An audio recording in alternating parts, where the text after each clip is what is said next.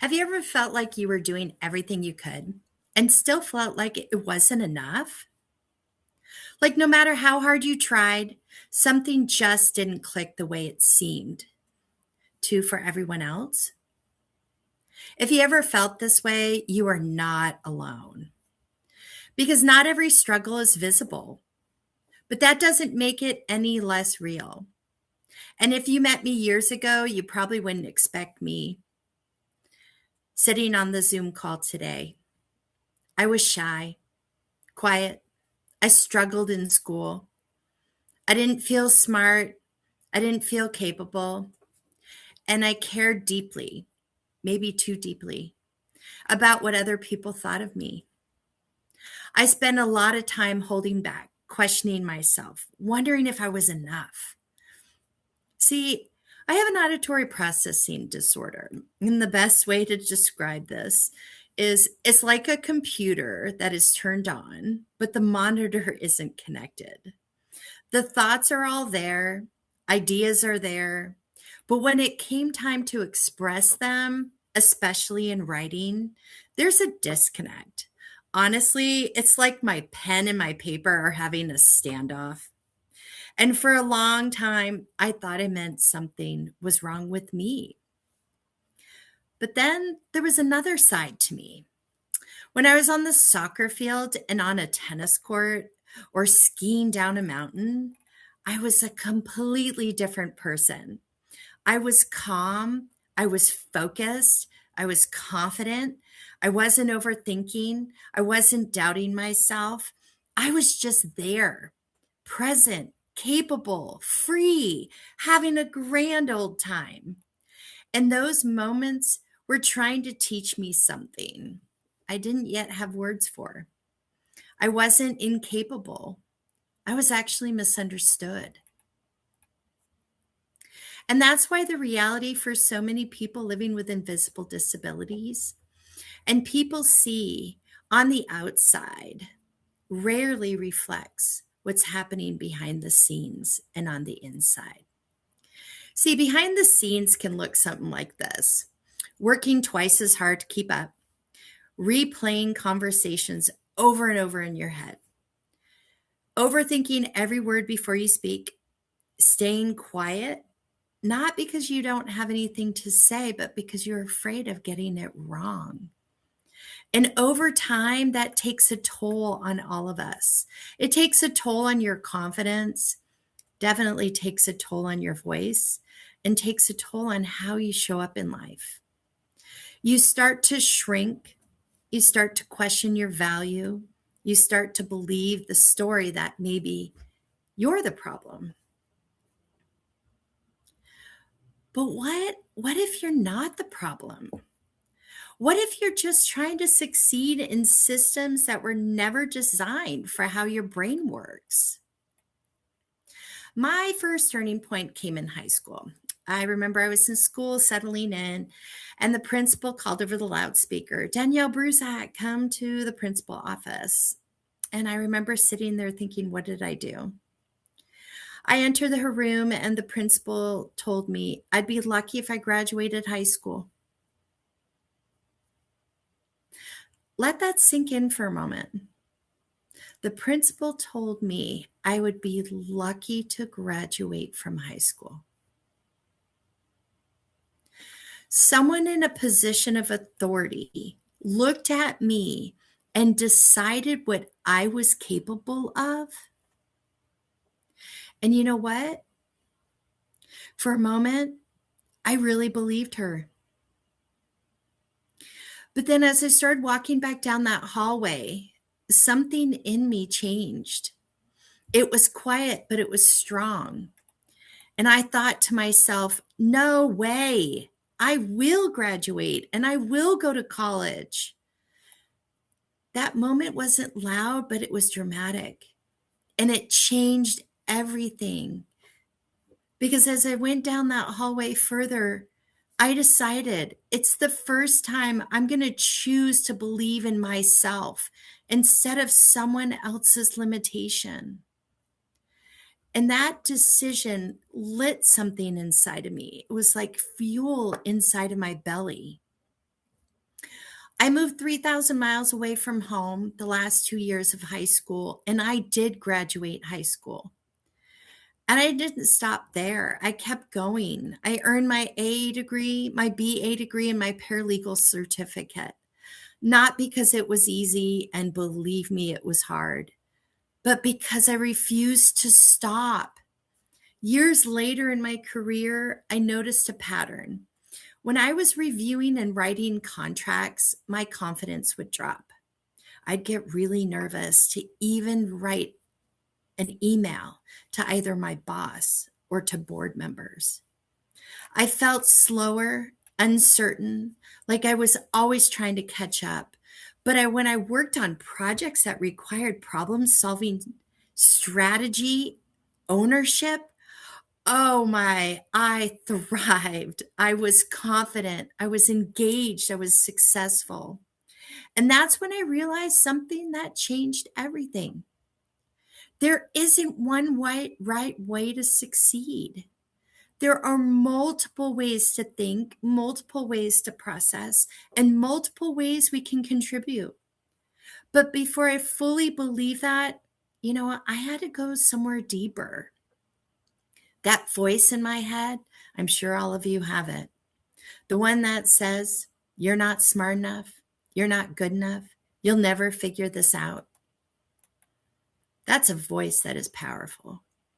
Because when you hear something long enough, you start to believe it. So I made another decision.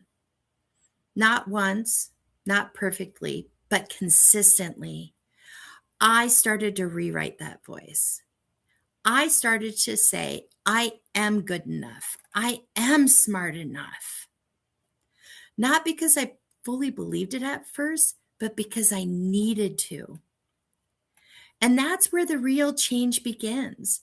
Reclaiming your voice doesn't mean you suddenly feel confident all the time. It means you choose to show up even when you don't. It looks like this.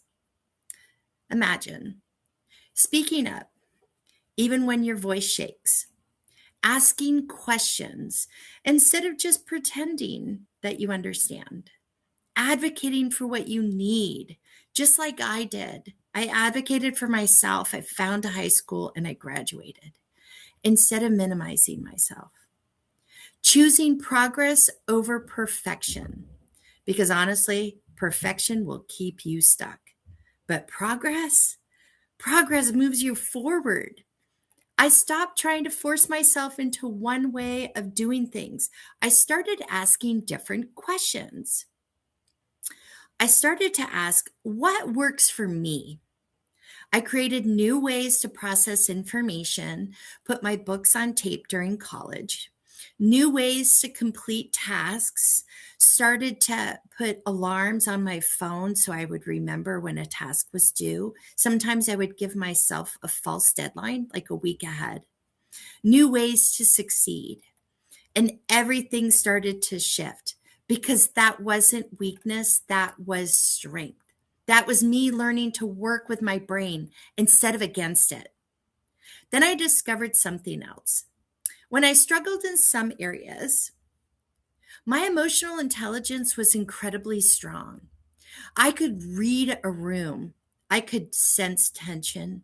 I could build trust with my coworkers and people. I could lead with empathy in a way that others couldn't. And that's when it hit me. I had been measuring myself by the wrong standards. I had been focusing on what I struggled with instead of recognizing what made me strong.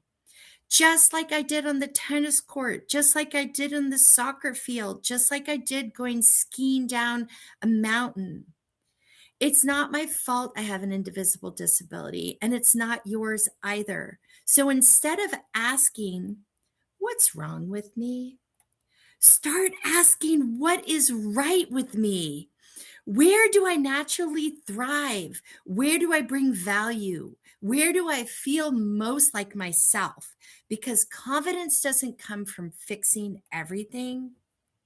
You know what it comes from? It comes from recognizing what's already powerful within you. Today, I try to define myself differently. not by what I struggle with, but who I am. I am resilient. I am determined. I am empathetic. I am strong. And every day I take small, intentional steps forward. Am I perfect? No, because growth isn't about being perfect or giant leaps. It's about choosing to keep going, moving forward with those baby steps. And I've learned something I want you to remember. Different does not mean broken. Let me say that. Different does not mean broken. Different means designed differently. A few years ago, I realized my story wasn't just mine. It was something that I could help someone else feel seen, feel understood, feel less alone. Because right now, there are people walking amongst us that are believing that they're the problem, when in reality, they've just never been given the tools, the support, or the understanding that they needed to thrive. And I think about students sitting in a classroom right now, just like I did that day, feeling that someone's not supporting them, unsure, unestimated, exhausted from trying to prove themselves. And if I could stand in front of them, I would say, don't give up, be resilient, keep going, because I know what it feels like to sit where you sit. And I also know what's possible on the other side. So if you take one thing away from today, let it be this. Your invisible disability does not define you. It does not define your worth. It does not define your intelligence. It does not define your future. It may shape how you experience the world, and you may experience it differently, but it does not define who you are. My hope isn't that we leave here fearless, because fear, we still have it. It's always going to be there. My hope is that you leave here willing to try again, willing to take a different approach, willing to speak up just one more time, willing to advocate for yourself, even in small ways, just like I advocated for myself and went and found another school. Because success isn't about the speed, it's about not stopping. It's about continuing forward, even when it's hard, when it's uncomfortable, even when no one else sees the effort it takes. It's about reclaiming your voice, your strength, your space. And if my story shows anything, I hope that it shows you don't have to fit the mold. You don't have to do it with the way everyone else does. And you don't have to do it alone. And remember, please remember this part. Your invisible disability does not define you. If you want more information, please contact me at www.danielledoeshealth.com, and I will send you a free checklist. And in this checklist, it will help you to accommodate for yourself and to fight for yourself with your invisible disability. Thank you.